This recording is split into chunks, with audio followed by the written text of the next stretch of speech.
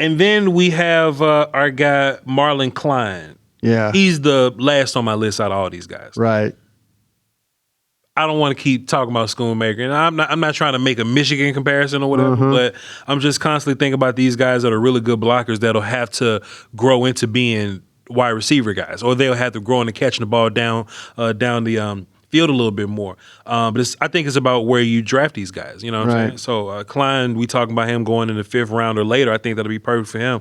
I think he's a really tenacious blocker, though. The technique ain't all there. Right. You know what I'm saying? But you see the want to and the ass whoop in him. So cool, shouts out to him. I don't think he does a bunch of different types of blocks well like some of these other guys. I don't think he's a great move blocker, like lead blocker and all that kind of stuff. But he does kind of come off the ball, and he can pin guys. You know what I mean? So shouts out to him for that.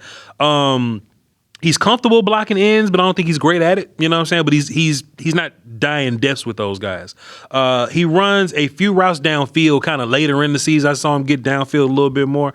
Wasn't nothing super impressive, but he did have a little bit of yak to him. I made a little joke. On 5 of his 20-something catches, you did kind of see some ability to kind of catch the ball and get a little bit further downfield. Could just be size and cornerbacks trying to tackle him or whatever, but I didn't walk away like super impressed with Klein at all or like blown away from him. He seemed to be comfortable catching the football, but other times he seemed like he fought it a little bit, you know what I mean? So I kind of got him in the 5s. I got him, he's like my last tight end right now. He's real close to being an other for me. He probably is an other in real life. And listen, you're talking to a guy or listening to a guy right now who was part of the original NFL Europe.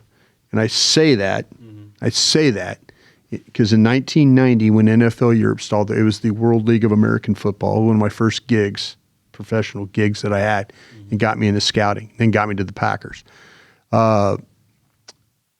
This young man's from Germany. Yeah. He was born in Germany. Okay. So he hasn't played much football. So really since his high school days, that's kind of where he got started. So you're not going to get what's unusual about this guy is that he's got really, really, really good size. He's 6'6", he's 248. They line him up in line Y. They line him up as a wing.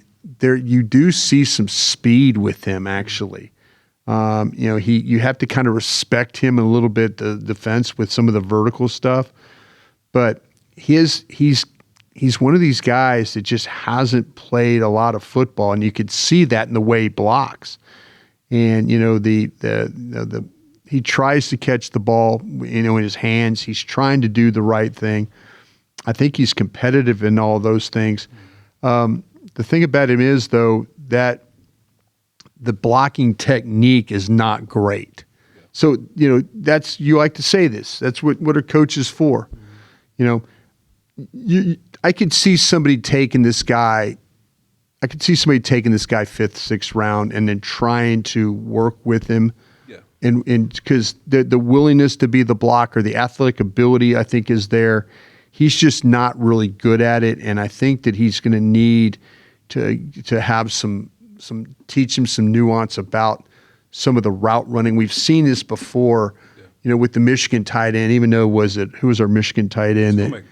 Well, not Schoonmaker, with the last year with the Bears that was drafted. There was Loveland and Warren. That's what I'm saying. You're watching these Michigan and these Michigan tight ends, and sometimes they run really good routes, sometimes they don't. Sometimes they catch the ball, sometimes they don't.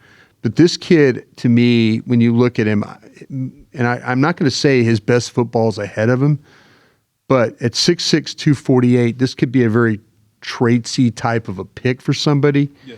Because of his size, because of his athletic ability, and because maybe you could work with him to get him better. I think there's a willingness to get better in all areas.